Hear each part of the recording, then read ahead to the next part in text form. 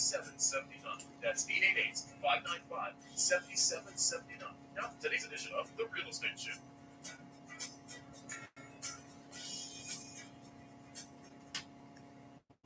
And hello, South Florida. Welcome to another Monday edition of the Real Estate Show. Yes, indeed. Here we are off to another Monday on a mission. A new week, fresh week starts off. And we're here live as we are Monday through Friday, 5 days a week.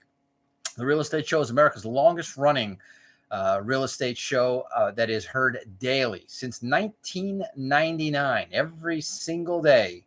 Every single weekday, that is, we are here live, not to mention our Sunday night rebroadcast of the entire week's shows, which begin at 9 p.m.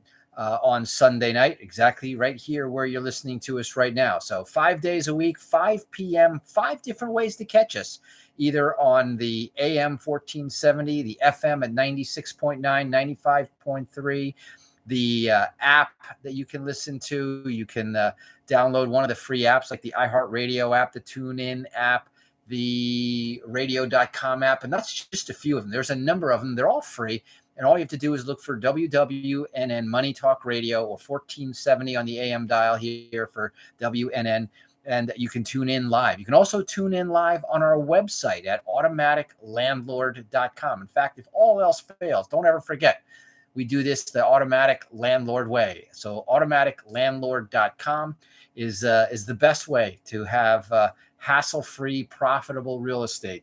And at Automatic Landlord, you can listen to us live. If you're there at 5, just go to the top of the page where it says The Real Estate Show, click on the drop-down, listen live, and you're right there.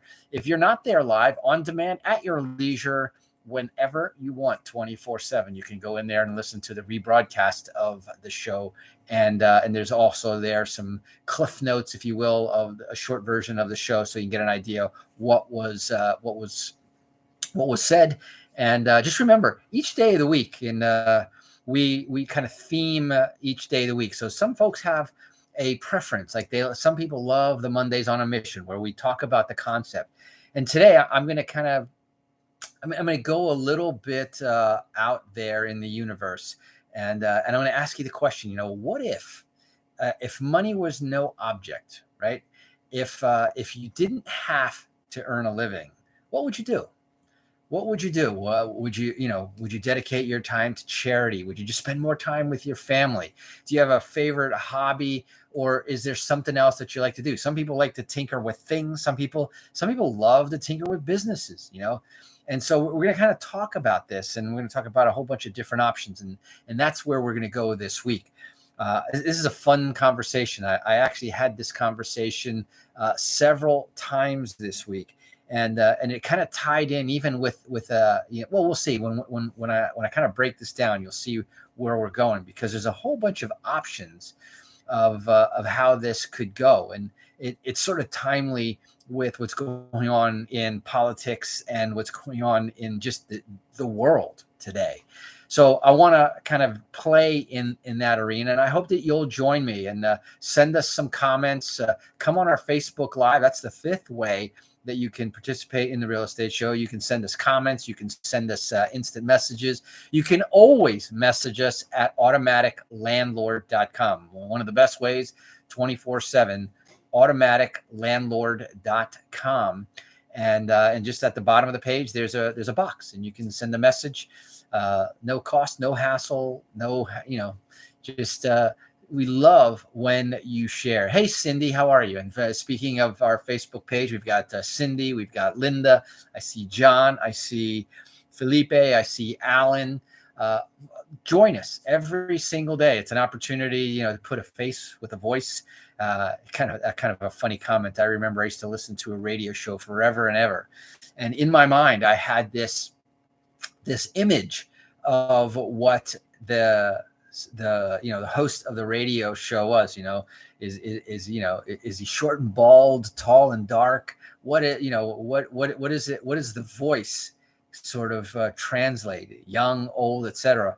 And as it turns out, half the time it's nothing like what you thought. But There's no mystery. If you come on and visit us at facebook.com/The Real Estate Show, as if it was all one word. That's facebook.com/The Real Estate Show. Join us there. Send us comments. Give us a thumbs up. Share it with more folks, because we're always having, an interesting, different, live, never the same old thing over and over again. I know a lot of times we listen to radio shows and it's like, I heard the same thing for 4, 5, 50 times. And so we are always going to have something new, always something very timely, very something with what's going on in the marketplace, which is why we kind of broke up our week, the 5 ways that we did. Interesting, right? 5 days a week, live at 5 different avenues to reach us, different methods, different media to catch us, and 5 different shows a week, which are our Mondays on a Mission. We talk about the concept, the theory, like what I was just talking about. Tuesday, now we take what we're talking about and we put it into practical, usable, implementable terms so that you can take what we're talking about here about real estate and apply it. This is, I want this to be educational, informational, but I don't want it to be passive and just for your entertainment, although I hope it's entertaining as well. We want you to be able to make something of this information, which is unlike most of the news. Most of the news, if you find out and you catch up with, who shot who trampled who, a very unfortunate situation just went on in Houston this last weekend. All of this doomsday and negativity that you hear in the news, and it serves you absolutely no value, no purpose. Not true with the Real Estate Show. If you're a regular listener of the Real Estate Show, you will learn how to buy better properties. You will not make the common mistakes that most people make. We're going to show you how to own real estate cheaper, more efficiently, and more profitably. And that's really what this is all about. And that's hopefully what you'll take away. So that's our Tuesday show, what we call our tools, tips, and techniques. That's the real nitty-gritty stuff that you can do.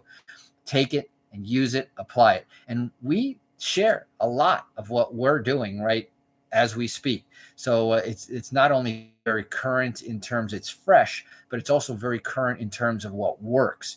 Today, for example, I had a conversation with another real estate investor on the opposite coast who was telling me all about what he was doing in another business. And I said, so how's that business going? Well, it's not going well. I've now run several marketing campaigns, and I'm not getting the kind of response rate that I wanted. And I go, so what are you going to do? And he goes, I'm going to run another one. I go, well, what are you going to change? And he goes, well, it worked for them.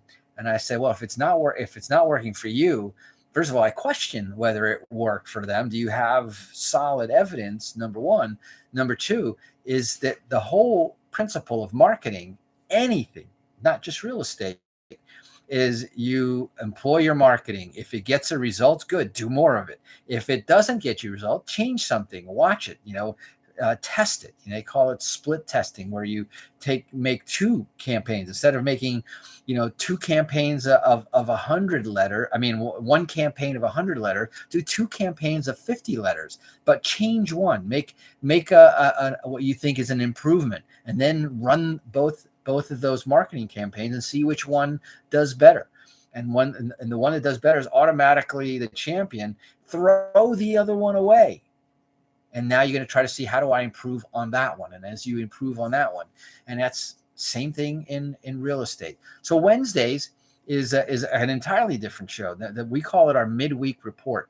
And we go out into the marketplace and we look at different articles and news and events that are going on in the real estate market.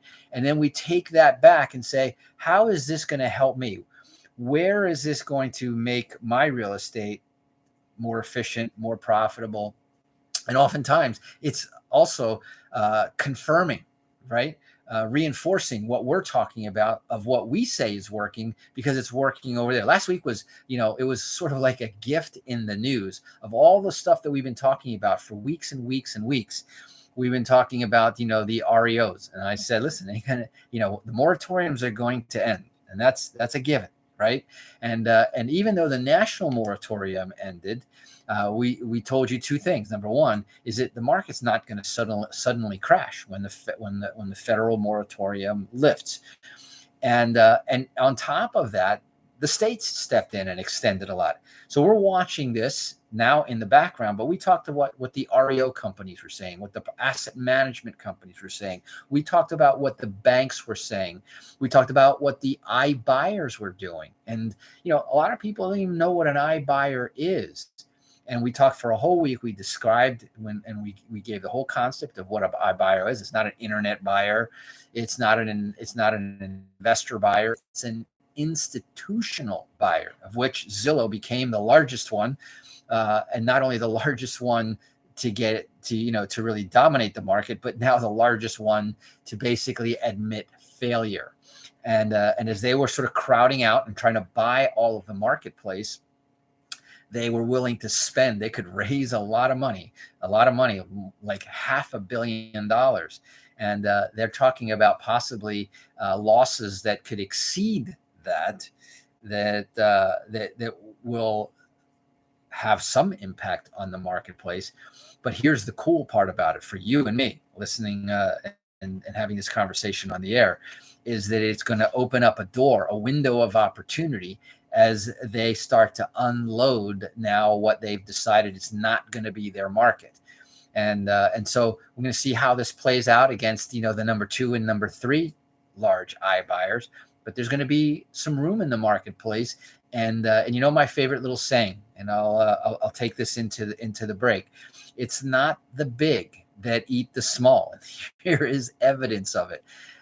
It's not the big that eat the small. It's the fast that eat the slow. And that's why I always said, don't worry. We have the ability at a grassroots level, at a local level, to find out things faster than the big giant iBuyers out there. They're doing this strictly from a non-touch, non-local, internet-based mass media marketing. You and I have the advantage of local word of mouth, connections, networking, and so forth. And so we're going to talk more about the benefits of networking. In fact, one of the ideas that one of the listeners shared with me was like, why don't we create our own little network here amongst our radio listeners? And if you're within earshot, we can talk about sort of, putting together this mastermind of investors looking to work our way more efficiently than the big iBuyer. So let me know what you think about that. I would love to hear some other comments. I think the idea was fantastic. And we may do it on a small level, but if we get more of a response, we might do it on a bigger level here. And in that way, with the cooperation amongst those people who are interested, we have much better chances and more resources in order to compete with the bigger iBuyers. But remember, it's not the big that eat the small. It's the fast that eat the slow. And this is our opportunity to take advantage of the slow, the large, and the sluggish. So that's normally our Wednesday. Our Thursday, then we call it our ATM edition, which is about the money. And so we kind of dig into the financial aspect, the financial impact, and the financial numbers, as it were, in some of these thoughts and concepts. So as we talk about, like, what if you didn't have to worry about money? And here's from a conversation that I had today, which is, I'm going to save that for right after the break, because I don't want to go too far into the show without taking a break. We're going to hear a few words from our sponsor. We come back, I'll finish up that little wrap up, but then I want to get into, what if you didn't have to worry about money? What would you do? And what are the different ways to get there? So you're listening to The Real Estate Show. My name is Eric Willender. Don't touch that dial, because we'll be right back.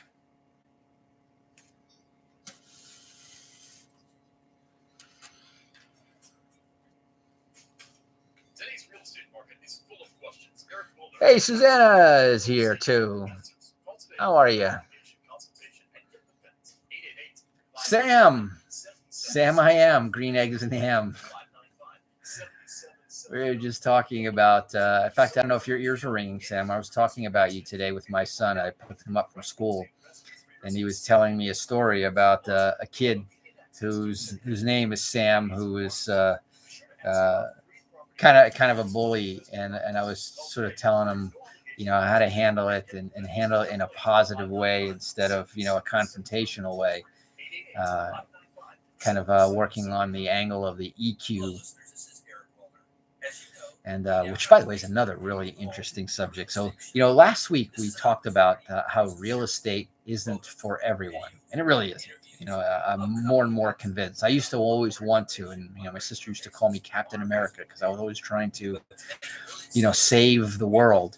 And I realized that I can't necessarily save the world, but I can save, deserving families or interested, motivated sellers. That's why I'm always saying, if you're coachable and cooperative, I want to talk to you. And so that's really what this show is all about. And we'll talk a little bit more about that in a second.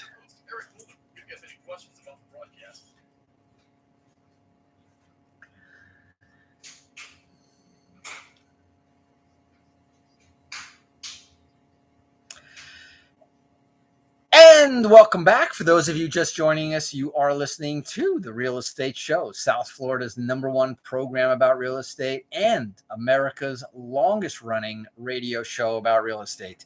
For those of you who are regular listeners, you always know that I give out a keyword for the week, which is really in line with what we're talking about. And I'm going to stay on the same keyword as last week because what's going on right now, and I suspect that this will be heavily in the conversation out there in the marketplace for the rest of the year, because there's a lot of speculation on really both sides of this coin.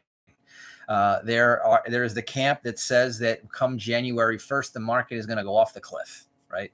Not my opinion. But that the market, because the moratoriums are finished, the evictions are going to go in the full swing, and prices are too high. We're in a bubble environment, and therefore there's only one thing that could happen, which is off the cliff.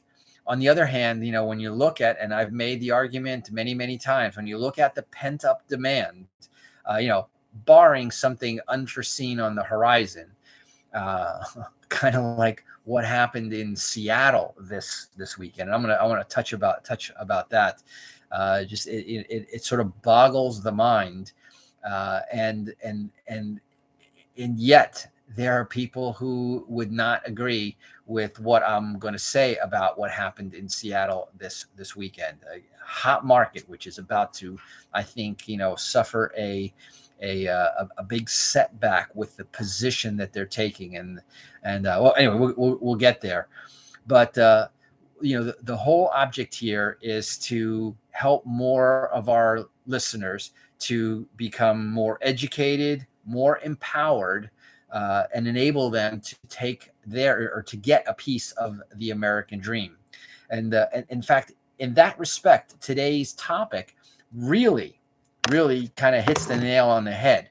And this is why I ask the question frequently. Today, for example, I was speaking to a coaching and consulting client, and who came to us, has been there, done that, got the T-shirt with a lot of the in and out of town gurus, and now he wants to talk to somebody local. He wants to help somebody to really design a step-by-step plan to make real estate actually work for him. It worked for him in the past, and when the market's super hot, everybody can be a successful real estate investor. It's when there's cycles, and that's one thing. And then the other thing is, how do you transition, for example? And this is where it really comes together with our conversation.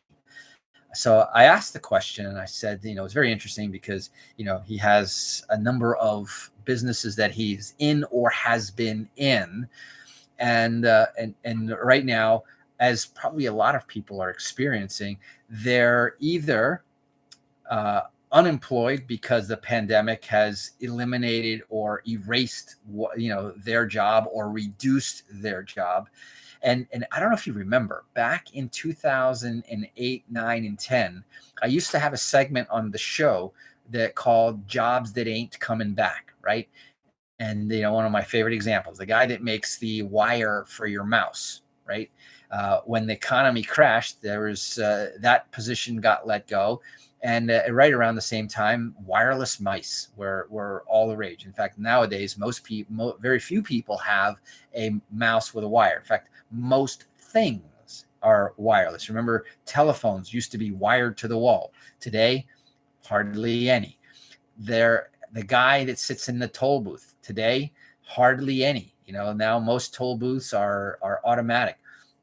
With this whole conversation of minimum wage and the high cost of labor, especially in the pandemic, you heard that one of the fast food chains recently came out and said that they are now eliminating the order takers, right? And by the way, if you're an order taker, what's your skill? You can easily be replaced and eliminated.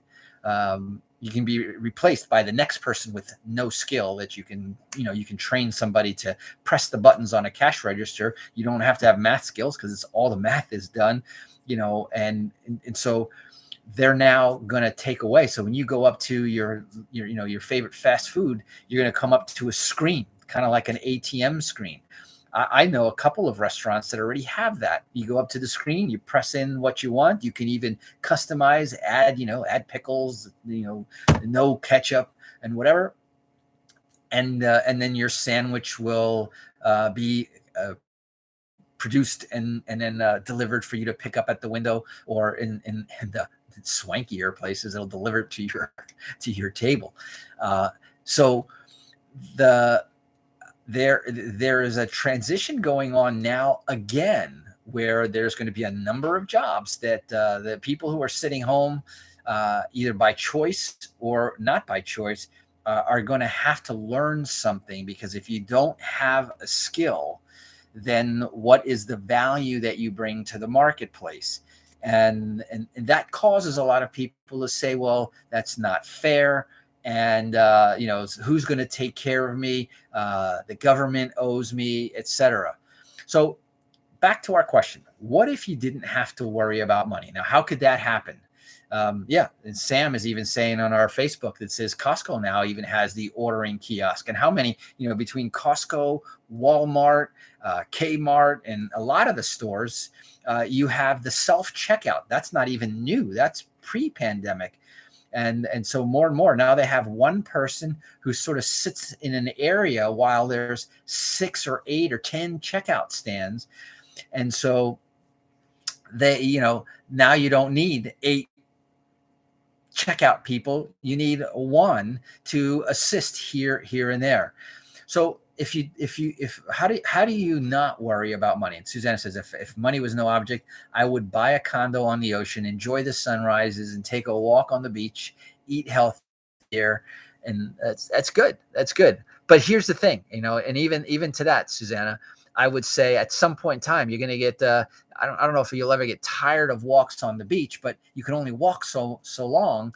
Then you're going to want to do something. And it's our human nature to want to do something that adds some fulfillment, and that's why I said, is it that you want to, help in your favorite charity? Maybe you want to help in your family.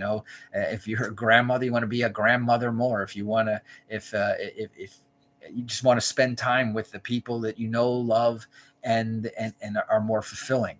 So one way to get there is to inherit the money. Now, we all know at this point in time that if we didn't inherit the money yet, it's not likely, and it may not be enough to sort of change all of the circumstances. Now, mind you, that there is the whole expectation now that where is all the wealth in America? It is mostly in the hands of the baby boomers.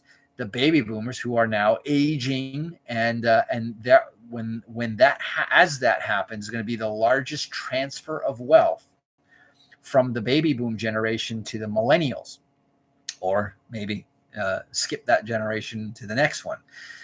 So that one, either you were born with it or you weren't, right? It's not something that you have control over.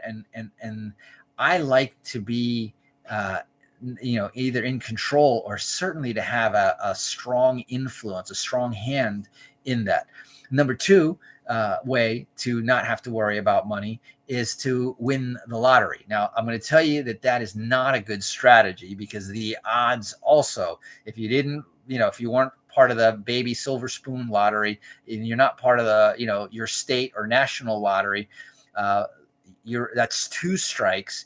Now, the next thing we kind of talked a little bit about social welfare. I'm going to talk more about this during the week. And in fact, I didn't get a chance to talk about the whole Seattle thing, and I'll probably save that then for our midweek report on Wednesday. We'll talk a little bit about that decision, which could have an adverse effect on that local market. So you're going to see, as the market sort of cools down after the new year, you're going to see hot markets and you're going to see not markets. And that'll be very interesting. And stay tuned to the real estate show to learn which ones are which. Another way is to start and have your own business. And I'll tell you that the best way, the last way that I'll talk about, is real estate. And the cool thing about that is, how do you transition from whatever you're doing into a passive real estate income situation, which we will talk about during this week. So you're listening to the Real Estate Show, but today we're out of time. The music is coming in. That means that we're on our way out for today, but we'll be back again, same place, same time. So until then, until tomorrow, same place, same time, this is your host, Eric Wilner, signing off. Drive safe and make it a great day. Bye-bye. The Real Estate Show, brought to you by Capital One Group, LLC in Boca Raton. Eric Wilson and Capital One Group.